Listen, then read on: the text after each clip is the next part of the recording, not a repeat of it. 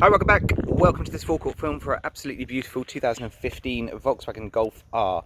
This is the estate model. It's the Mark 7, so sort of pre-facelift model, and is finished in limestone grey.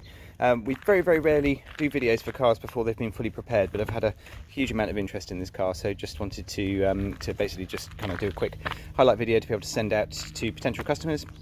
And also this is quite a cool car really in terms of the level of specification that we have on this particular one. A lot of these Golf R Estates just tend to come without a huge number of factory extras. The standard specification is actually extremely good on these, but this has had some fantastic factory options fitted to the car from new, which I'll talk you around in a second. The condition, as you'll see, is absolutely beautiful. It's like I said, it's limestone grey metallic paint. It's been extremely well looked after. Barely any sort of swirl marks or anything like that. It's certainly never been anywhere near a mechanical car wash or anything like that. I think the previous owner has really looked after it. It's on the 18-inch Cadiz alloy wheels.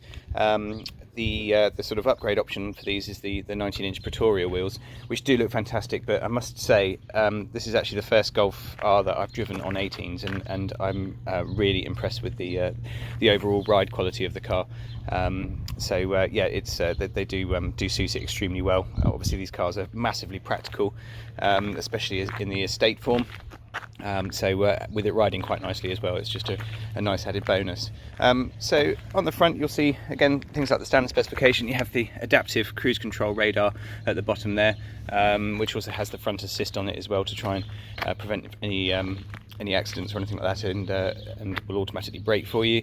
I would normally whiz around and just sort of show you the sort of overall condition of the bodywork, which I would do, and there's a couple of bits and pieces that we are taking care of.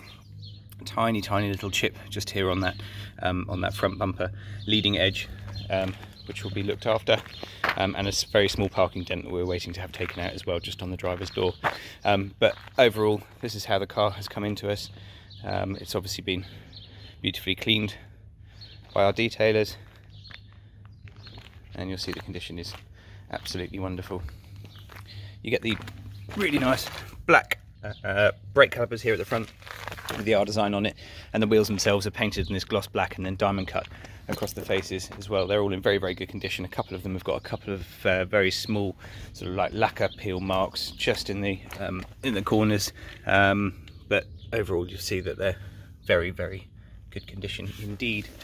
All the way down the driver's side, all absolutely lovely. Not even any scratch marks or anything like that where people open the doors. You can again just tell that it's been very well looked after by its previous owner, and also not a single chip mark on the doors here as well, so you can see it's been very well taken care of. Round to the back, get the really nice gloss black diffuser with the 4 exhausts on the back there, and again you'll see the back bumper is completely free of any chips or marks or anything like that at all. And then all the way down the passenger side as well. The extremely rare option on this car is the full-length panoramic sunroof, actually, which you very rarely get on the R Estates. So that was a really nice option to have. This car's also been upgraded with the reversing camera, which is hidden away behind the Volkswagen badge, so that pops up when you put the car into reverse, and also just saves the camera from getting mucky in the winter and things like that. Inside, it's been upgraded with full Vienna leather. This again is in absolutely beautiful condition. Look at all the white stitching and everything like that on the seats. Really nice. I don't think the back seats have really ever been used. Certainly no kick marks or anything like that on the backs of the front seats. And again, if we come in here and have a good look around, you'll just see how nicely it is finished.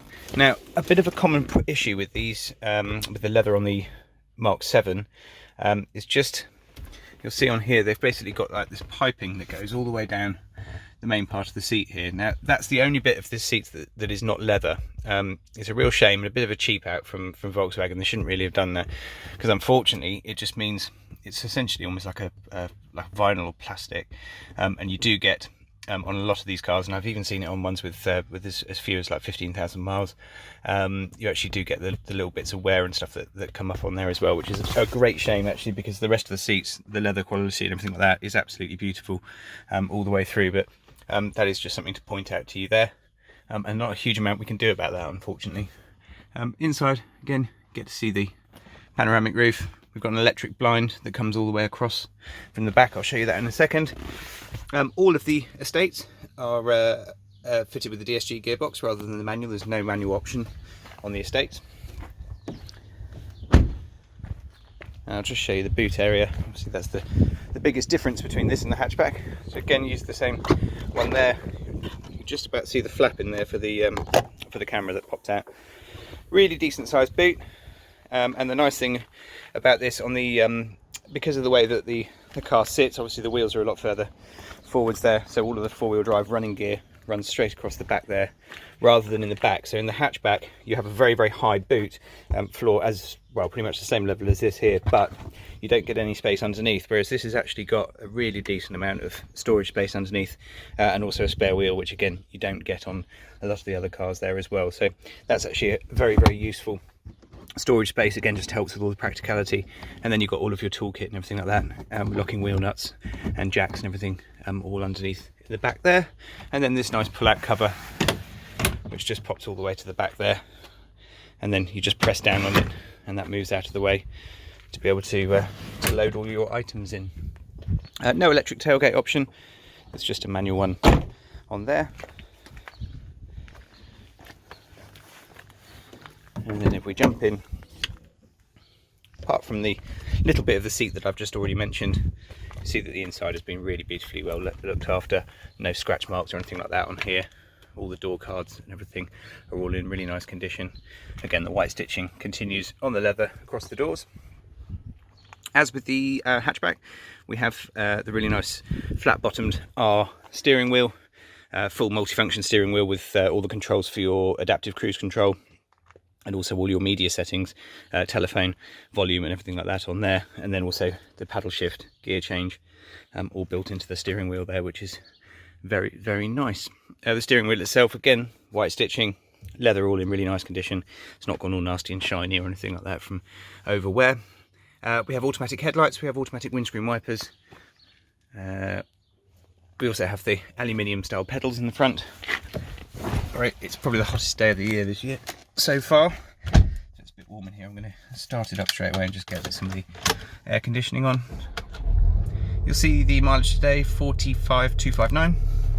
That won't be going up too much more. Lovely ice cold air conditioning. And the upgrades continue across on here. We have the Discovery Pro satellite navigation system with the full media package. Also the slightly newer one here, which has all the radio logos, which I think looks really smart indeed. So that's all very, very nice, and quite a cool system up on here as well.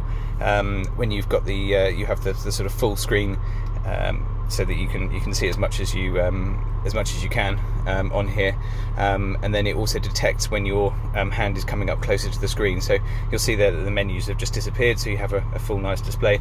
As soon as you bring your hand up, it picks it up from there, and then obviously the menu options show up there as well, so you can use them direct from there. But that's actually really, really nice. Like I said, it helps you use the whole screen. So we have DAB digital radio, we have Bluetooth media streaming, and everything like that as well. We also still have a CD player in the glove box, which operates through from here. Widescreen sat nav for Western Europe, and then obviously the full sort of details of all of your trip and everything like that on here. And it will bring up things like your servicing display, and basically like a whole kind of control panel for the car and everything in there as well. So you'll see the next major inspection is not due for 17,200 miles or 154 days, but an oil service would be due in 187 days, so around about sort of 6 months or so. Back out to the main menu, we obviously have the different driving modes in here. So also mentioned, just while it's up on the screen, is you have the App Connect, which basically gives you Apple CarPlay. So that's again another nice feature. And then we can come through here to the driving modes. It'll change a number of different sort of items on this pre-selection, but also with the individual one you can actually come in and make changes to all of the different settings, so you can set it up exactly as you like, changing things like the exhaust tone that you hear inside the car and everything like that as well. Obviously full voice control, telephone for Bluetooth media streaming, and also for voice calls as well. Down to the front, again, car's been upgraded with heated front seats, a real must-have with the leather, and then dual zone climate control, so separate temperatures for driver and passenger in the front. You've obviously got your DSG selector just down here, and then hidden away in the storage unit, connections for USB and also auxiliary as well. And then if we press the parking sensor button there, you have the Park Pilot, which will show you the visual representation for all the parking sensors, and then obviously putting it into reverse as well, you get the really great high definition camera that pops up on there as well.